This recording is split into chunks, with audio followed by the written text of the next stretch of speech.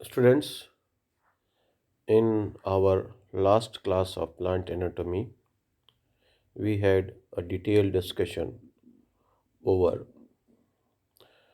primary permanent tissues, mainly complex permanent tissues, xylem and phloem. हमने xylem phloem का एक overview study किया था और फिर हमने xylem के अंदर कितनी प्रकार की कोशिकाएं होती हैं और ख़ास मुख्य रूप से हमने ट्रैकीड्स और वेसल्स का अध्ययन किया था।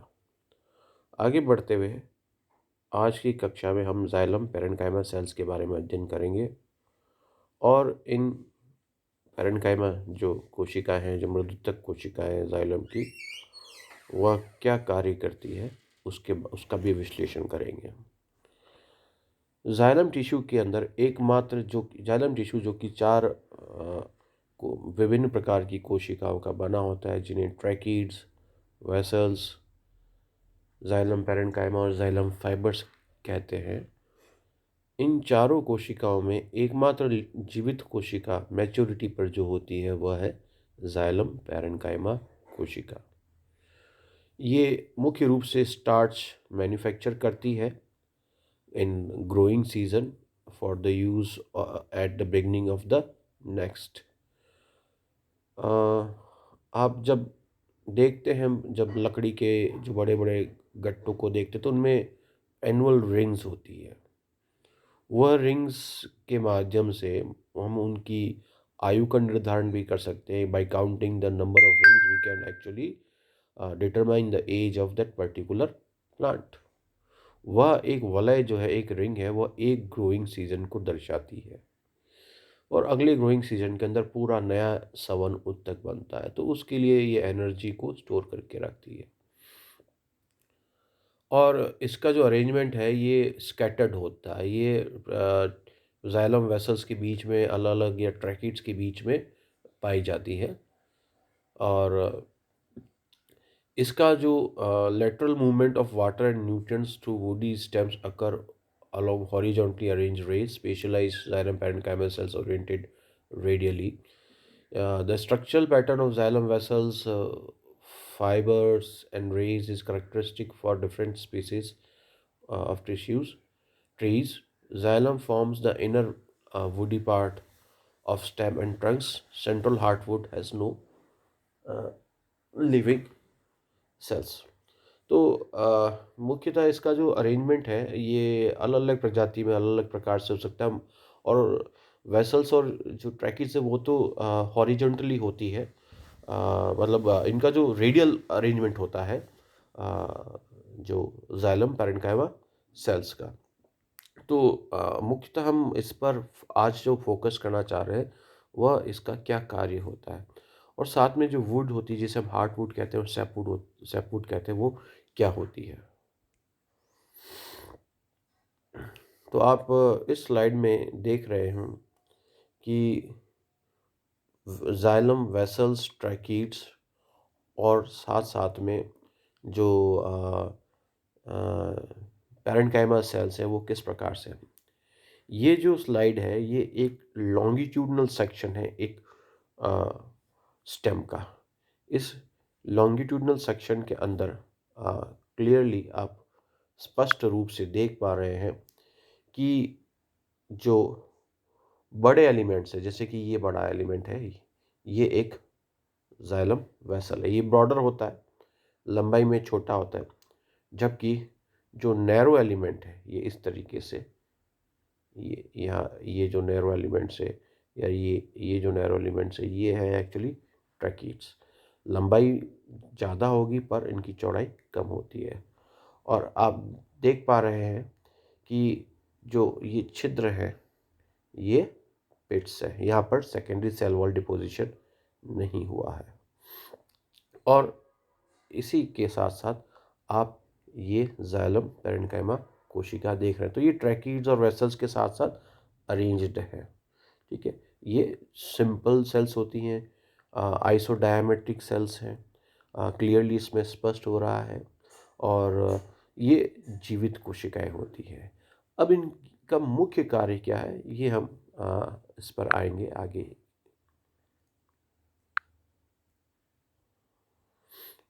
साथ साथ जाइलम फाइबर्स फाइबर्स जो होती हैं, they are the cells with heavily lignified walls making them stiff. Many fibers in sapwood are alive at maturity and can be used for storage. अब एक ये स्टेम का एक ट्रांसफर सेक्शन बताया गया है। इस के अंदर आप पूरा एक वेस्कुलर बंडल मीन्स जो आप जानते हैं कि डाइकोट्स के अंदर जो है वेस्कुलर बंडल्स होते हैं वो रिंग में अरेंज्ड होते हैं, और वेस्कुलर बंडल इस में पूरा एक वेस्कुलर सिस्टम, एक टिश्यूज होते हैं जिसमें जाइलम भी होता है, फ्लोएम भी होता है, उनको प्रोड्यूस करने वाली सेल्स भी होती है। तो you can it is clearly you can see these are the xylem having broader, ये जो broader wider है वो they are vessels, और जो small है वो है tracheids, जबकि जो phloem है these are the phloem tissues and these are the fibers। ये स्टेम को और ज़्यादा स्ट्रेंथ प्रोवाइड करती है। तो it they actually assist the xylem and phloem कि ये इनकी स्ट्रेंथ बनी रहे ताकि वाटर का transport easily against gravitational force हो सके। This is another slide which is showing the arrangement of different type of cells in xylem tissues। और ये एक सेकेंडरी ग्रोथ के टाइम एक डाइकोट स्टेम का ये स्लाइड है। इसके अंदर आप क्लियरली देख पा रहे हैं फाइबर्स जो है इनर साइड में भी है, आउटर साइड में भी है। These are the xylem and this is these ये जो सेल्स हैं, दीज लिविंग सेल्स जो छोटी आकार में और रेक्टेंगुलर शेप यहाँ नज़र आ रही, these are actually cambium cells. Cambium cells वह सेल्स हैं जो जाइलम और फ्लोएम प्रोड्यूस करती है। They produce xylem towards their inner side and produces phloem at their outer side, and they during the secondary growth, and these second xylems are actually called as secondary xylem and the phloem is called as secondary phloem। now cavitation in xylem। तो जो मैं आज ये बात करना चाह रहा था कि जाइलम के अंदर कैविटेशन क्या होता है, और उस कैविटेशन जब होता है तब जाइलम पैरेन्काइमा का क्या कार्य होता है। कैविटेशन का मतलब सीधा है, आप ये अर्थ समझ लिए कि अगर किसी पाइप के अंदर, जैसे हम अपने घरों के अंदर जो छतों पर टंकी होती है, नीचे से पानी चढ़ाते हैं टंकी के ऊपर, तो हम मोटर स्टार्ट करते हैं। तो मोटर वो एक ऊर्जा एनर्जी प्रोड्यूस करती है, या जिसके कारण क्या है पावर प्रोड्यूस होता है, जिसके कारण क्या है water against the force of gravity ऊपर जाता है। तो जब वाटर जब मूव करता है पाइप के अंदर तो पूरा कंटिन्यूस कॉलम के फॉर्म में होता है, कहीं पे भी आपको एयर बबल नहीं होना चाहिए। जहाँ एयर बबल आता है जैसे आप, तो उस एयर बबल आने के कारण क्या है ट्रांसपोर्ट में दिक्कत हो सकती है और कॉलम ब्रेक हो सकता है कहीं केसेस के अंदर। तो जो वाटर ट्रांसपोर्ट जो है ये भी एक जो इस पर भी काफ़ी गहन अध्ययन किया गया है कि भाई ट्रांसपोर्ट के लिए जो प्रेशर है वो प्रेशर कहाँ से आता है, क्योंकि रूट से जो वाटर ऊपर की तरफ लीव्स तक जाता है तने तने से होते हुए, तो उसके लिए प्रेशर कहाँ से जनरेट हो रहा है, क्या वो प्रेशर रूट में जनरेट हो रहा है या वो प्रेशर ऊपर जो प्लांट की जो लीव्स है वहाँ पर जनरेट हो रहा है। खैर ये एक डिफरेंट इशू है, बट अलग अलग सिद्धांत आए हुए हैं। कुछ रूट प्रेशर थ्योरी भी कहती है, हाँ रूट प्रेशर थ्योरी वैसे तो स्मॉल प्लांट्स के लिए जो हर्ब्स है वहाँ वहाँ पर तो सटीक बैठती है कि उनके रूट प्रेशर से भी पानी ऊपर जा सकता है, पर वो एक स्मॉल डिस्टेंस ही कवर कर सकता है। पर कई बड़े पेड़ होते हैं, जैसे बड़े बड़े आप वृक्ष देख सकते हैं, नीम के हैं या आम के वृक्ष हैं, और उससे बड़े बड़े जो पेड़ हैं वहाँ तक रूट प्रेशर सफिशिएंट नहीं है कि top part of the plant तक वो वाटर को पहुंचा सके। उसके लिए एक जो डिफरेंट डिक्सन और जॉली ने एक अलग ही सिद्धांत दिया था, जिसमें ट्रांसपिरेशन कोहिजन थ्योरी जो दी थी। ट्रांसपिरेशन जो है वाष्पोत्सर्जन एक्चुअली एक नेगेटिव प्रेशर क्रिएट करता है, वो नेगेटिव प्रेशर ही रिस्पॉन्सिबल है अपवर्ड मूवमेंट ऑफ वाटर या long distance transport of water. तो ये जो सवन वेसल्स और ट्रैकिड्स के माध्यम से हो रहा है, उसमें जो वाटर मूव करता है वो कंटिन्यूअस फॉर्म में होता है, कहीं ब्रेक नहीं होगा। कॉलम मेंटेन रहना चाहिए। अगर कॉलम एक बार किसी वेसल या ट्रैकिड में कॉलम ब्रेक हुआ तो वह वेसल या ट्रैकिड दोबारा कभी सवन नहीं कर सकती है। अगर कॉलम ब्रेक हुआ तो ऊपर जहाँ पर कॉलम ब्रेक हुआ वहाँ का पानी जो है, जो कॉलम के नीचे का पानी नीचे चला जाएगा और ऊपर का पानी ऊपर चला जाएगा। अब वहाँ पे वाटर नहीं है, क्योंकि वाटर का जो कोहिजन एडिशन फोर्स है उसके कारण क्या है कि आपस में हर एक वाटर जो मॉलिक्यूल है एक दूसरे वाटर मॉलिक्यूल से बंधा हुआ रहता है। इसी कारण कंटिन्यूस कॉलम मेंटेन हो सकता है। तो अगर जाइलम के अंदर किसी कारणवश, ट्रैकिड या वेसल में किसी कारणवश अगर एयर बबल आ जाता है तो वो वाटर का कॉलम ब्रेक हो सकता है, और इस अवस्था को हम कह सकते हैं कैविटेशन।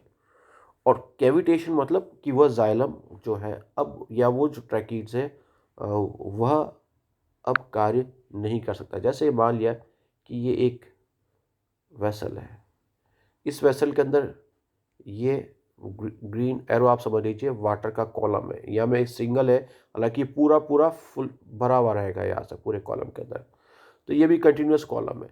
जबकि ये एक दूसरा वेसल है, इसके इसके अंदर कोई एयर बबल आ गया, ये एयर बबल आया तो वह कॉलम जो है वाटर का ब्रेक हो गया, एक ये हो गया एक ये हो गया, तो ये वाटर तो ऊपर चला जाएगा और ये वाटर वापस नीचे चला जाएगा। अब इस चीज़ को हम कहेंगे कैविटेटेड जाइलम। अब ये कैविटेटेड जाइलम जो होगी वो कोई कार्य नहीं कर पाएगी, क्योंकि अब इसका कॉलम ब्रेक हो चुका है।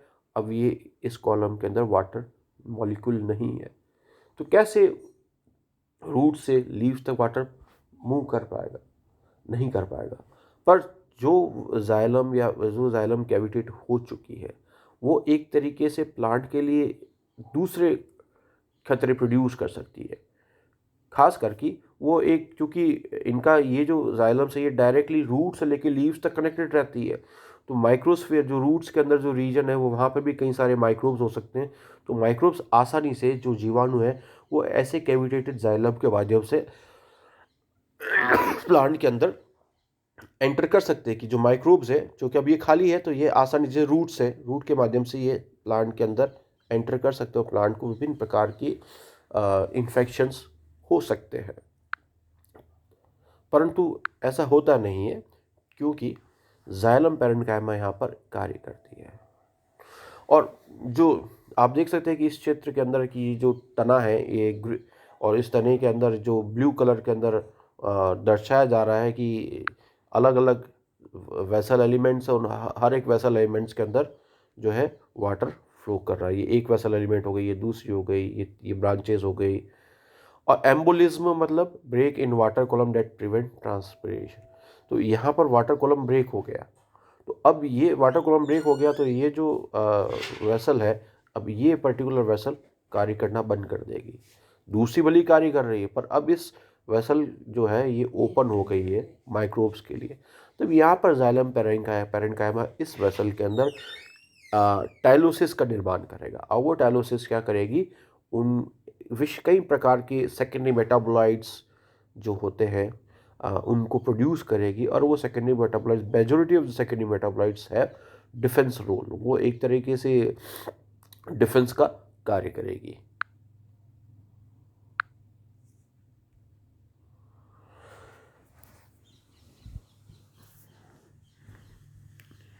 तो जो अलग अलग टिश्यूज़ के पैटर्न देखते हैं, जो आप टाइलोसिस, जैसे मैंने कहा कि टाइलोसिस क्या है, tylosis are the protrusion of adjacent parenchyma cell into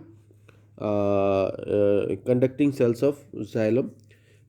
It prevent conduction of water and it produces resins, gums, tannins.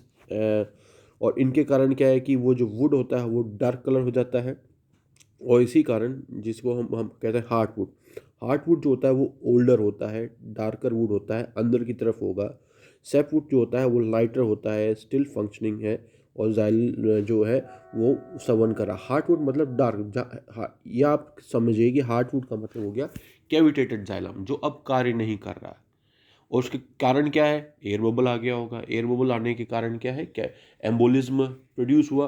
Embolism produce होने के कारण अब उसमें वाटर कॉलम ब्रेक हो चुका है, तो जाइलम पैरेन्काइमा सेल्स वहाँ पर अंडर प्रोट्यूड करके टाइलोसिस फॉर्मेशन के बाद कई सारे मेटाबोलाइट्स को जनरेट करेगा, जिनके पास डिफेंस या जिनके पास एंटी माइक्रोबियल एक्टिविटीज़ होती है, और वो माइक्रोबियल ग्रोथ को वहाँ पर रोकेगा।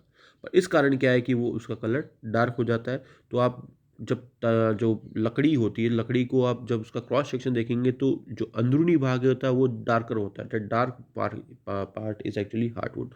जबकि बाह्य जो भाग होता है, जो वो होता है सैपवुड, वो स्टिल फंक्शनिंग होता है।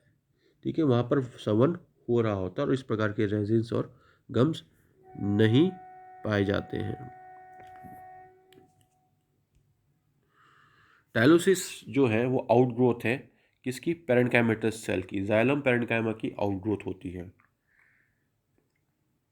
Taloses are formed in response to pathogen attacks in many plants and prevent them from being infected. Taloses formation in certain varieties of sweet potatoes protect themselves from being infected by wilt disease caused by Fusarium oxysporum. आप जैसे कि मान लिया कि ये एक vessel है। ये कौन सी वेसल है? कैविटेटेड वेसल, जिसमें अब वाटर जो है नहीं मूव करेगा। कैविटेटेड वेसल है, पर चूंकि आसपास इनके पास जाइलम पैरेन्काइमा रेडियली अरेंज होती है, ये समझ लीजिए जाइलम पैरेन्काइमा सेल है। तो यहाँ पे जो परफोरेशंस होते हैं, जो पिट्स होते हैं, तो जाइलम पैरेन्काइमा चूंकि एक लिविंग सेल है, तो इसका प्रोटोप्लाज्म जो है वो यहाँ पर एक्सटेंड करेगा। ये प्रोटोप्लाज्म एक्सटेंड कर रहा है। क्या है? प्रोटोप्लाज्म। फिर ये जो प्रोटोप्लाज्म है ये कई विभिन्न प्रकार के सेकेंडरी मेटाबोलाइट्स प्रोड्यूस करेगा। सेकेंडरी मेटाबोलाइट्स, और सेकेंडरी मेटाबोलाइट्स जो होते हैं वह डिफेंस का काम करते हैं, और वो माइक्रोब्स को की ग्रोथ को, चूँकि वो अब ओपन हो चुका है, ये जो कैविटेटेड जाइलम है वो ओपन हो चुका है, तो उन माइक्रोब्स के अगेंस्ट वह कार्य करेंगे और उनकी ग्रोथ को रोकेंगे। तो एक तरह से ये डिफेंस मैकेनिज्म का काम करा। तो xylem parenchyma is very important, it play very important role in the growth of plants. तो आप देख सकते हैं किस तरीके से ये फंगल हाइफीज है, ये कैविटेटेड जाइलम बताई जा रही दिखाई जा रही है यहाँ पर। ये कैविटेटेड जाइलम है, ये पैरेन्काइमा कोशिका है, और यहाँ पर ये टाइलोसिस का फॉर्मेशन हुआ है। You can see the fungal hyphae, इनकी ग्रोथ को ये ब्लॉक करती है, इनकी ग्रोथ को वो रोकती है। तो ये इनका मेजर रोल होता है जाइलम पैरेन्काइमास का। Another view, another slide which in different, ये डायग्राम से आप देख सकते हैं, दीज आर द टाइलोसिस। ये जाइलम पैरेन्काइमा सेल्स हैं। ये कैविटेटेड जाइलम्स के अंदर कई सारे आप टाइलोसिस देख सकते हैं, और इस तरीके से माइक्रोबियल ग्रोथ जो है वो नहीं हो सकती है, या माइक्रोब का इन्वेजन को वो रोकती है।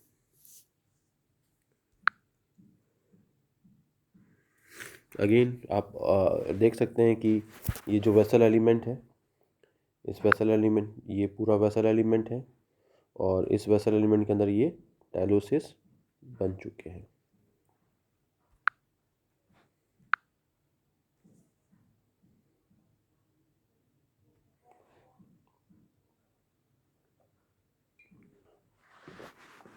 Wood is hard, fibrous structure tissue found in the stem and root of trees and other woody plants.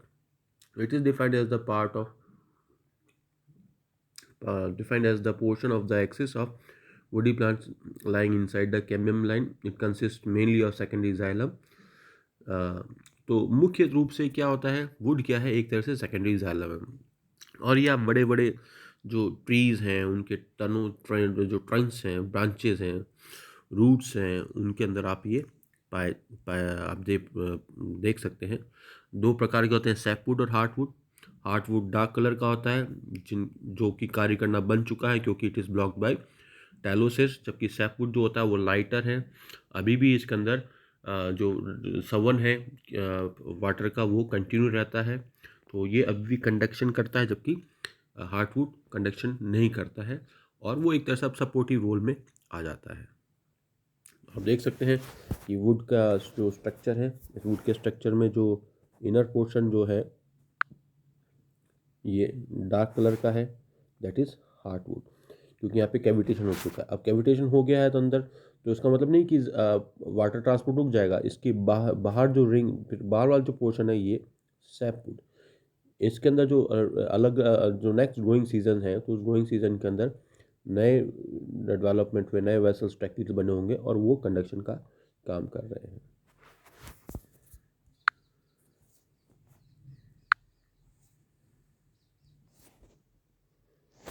तो स्टूडेंट्स, आज हम ने देखा जाइलम पैरेन्काइमा और फाइबर्स के बारे में, जाइलम पैरेन्काइमा का क्या कार्य है और वो क्यों इम्पोर्टेंट है।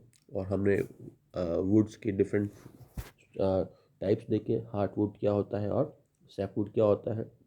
अलग अलग ग्रोइंग सीजन्स के अंदर ग्रोथ होती है और सैपवुड फॉर्मेशन होता रहता है in the form of rings, और उससे हम उसकी एज भी काउंट कर सकते हैं, कैलकुलेट कर सकते हैं। सो हम नेक्स्ट क्लास से फिर दूसरा जो इम्पोर्टेंट सेकेंडरी टिश्यू जो परमानेंट टिश्यू है, उसके कॉम्प्लेक्स परमानेंट टिश्यू है फ्लोएम, उसका स्टडी करेंगे।